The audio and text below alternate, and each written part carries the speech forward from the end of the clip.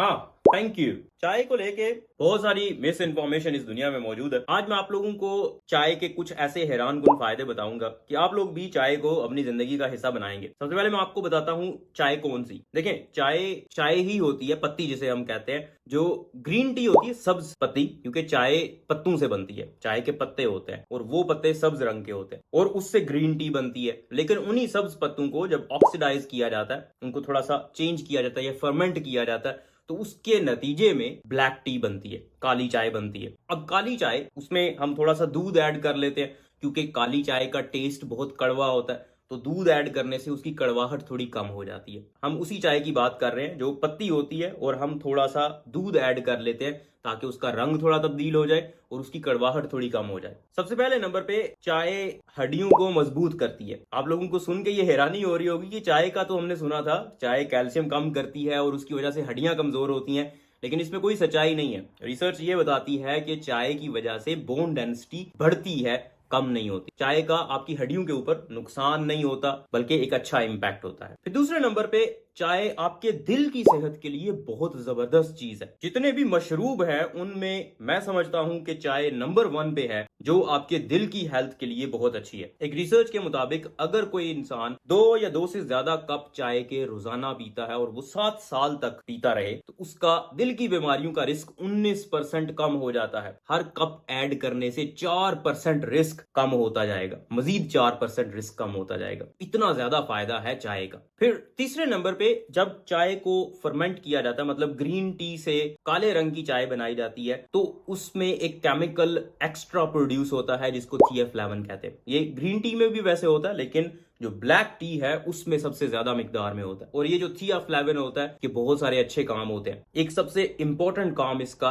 एक एंजाइम होता है, उसको फैटी एसिड सिंथेज कहते हैं। और ये fatty acid synthase fatty acids बनाता है, नाम से जाहिर है। और फैटी एसिड्स आप लोगों को ऑलरेडी पता है, जितने ज्यादा आपके जिस्म में फैटी एसिड्स होंगे उनका नुकसान भी उतना ही ज्यादा हो सकता है। तो ये थियाफ्लेविन उस फैटी एसिड सिंथेज को कम कर देता है, और इसी की वजह से एंटी कैंसर प्रॉपर्टीज भी किसी हद तक होती हैं चाय के अंदर। फिर चौथे नंबर पे इसके अंदर फ्लेविनॉइड्स मौजूद होते हैं, ऐसे एंटीऑक्सीडेंट्स मौजूद होते हैं जो आपके जिस्म के अंदर सोजिश को कम करते हैं, और आपके पेट में जो जरासीम होते हैं जो आपकी सेहत के लिए अच्छे होते हैं उनको परवान चढ़ाते हैं, गट फ्लोरा के लिए बेहतर होते हैं। पांचवें नंबर पे चाय के अंदर कैफीन मौजूद होती है, और कैफीन आपको फ्रेश रखने के लिए, आपका मूड बेहतर बनाने के लिए, आपको स्टिमुलेट करने के लिए बहुत जबरदस्त है। अगर आपने कोई काम करना है, सुबह सुबह आपका मूड ठीक नहीं है या आपको नींद आई हुई है, तो चाय का कप पीने से आपका मूड बेहतर हो जाएगा, आपका जिस्म थोड़ा फ्रेश हो जाएगा। ये कुछ फायदे मैंने आपको बताए हैं, इसके अलावा भी बहुत सारी चीजें हैं जो मैं आपको बता सकता हूं, लेकिन मैं आपको थोड़ा सा ओवरव्यू दे दूं नुकसानात का। हर चीज का जहां पे फायदा होता है उसका कुछ ना कुछ नुकसान भी होता है। तो मैंने बताया कैफीन इसके अंदर अच्छी खासी मिकदार में होती है। कैफीन की वजह से सबसे ज्यादा प्रॉब्लम्स होती हैं,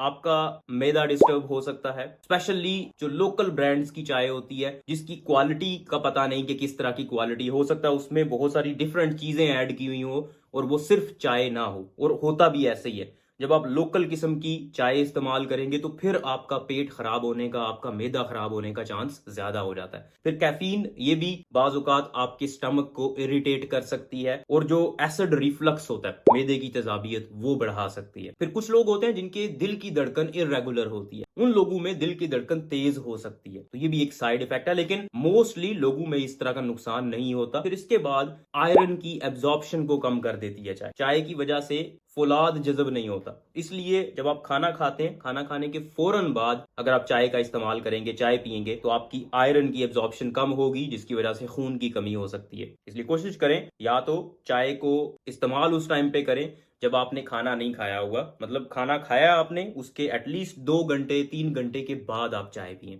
फौरन चाय ना पिए। और फिर खाने में ऐसी चीजों को पेयर करें जिसमें विटामिन सी अच्छी मिकदार में हो और आयरन अच्छी मिकदार में हो। आयरन विटामिन सी की मौजूदगी में बहुत अच्छा जज़ब होता है। आयरन अब किस चीज में होता है? गोश्त के अंदर, लिग्यूम्स के अंदर, ये जो चने वगैरह होते हैं इनके अंदर अच्छी मिकदार में होता है, खुश्क मेवाजात के अंदर अच्छी मिकदार में होता है, और विटामिन सी सिट्रस फ्रूट्स के अंदर, माल्टा, लीमू, इस तरह की चीजों के अंदर विटामिन सी अच्छी मिकदार में होता है। फलों में, सब्जियों में अच्छी मिकदार में होता है। इसीलिए कहा जाता है कि सब्जियों को, सलाद को अपनी खुराक का हिस्सा बनाएं। जब भी आप खाना खाएं तो सब्जियां वगैरह भी खाएं, उससे आपको विटामिन सी मिलेगा, फिर गोश्त वगैरह अगर आप ले रहे हैं तो उससे आपको आयरन मिलेगा और दोनों फिर अच्छी तरह से जज़ब हो जाएंगे। इसके अलावा चाय क्योंकि पत्तों से बनती है और उसकी वजह से उसमें हैवी मेटल्स हो सकते हैं, कुछ इम्प्योरिटीज हो सकती हैं, तो जितनी ज्यादा इम्प्योरिटीज होंगी वो आपके जिस्म को उतना डैमेज कर सकती हैं। लेकिन अगर आप अच्छी क्वालिटी की, अच्छे ब्रांड की चाय लेते हैं तो इम्प्योरिटीज उसमें कम होंगी, कम खदशा होगा। और अगर आप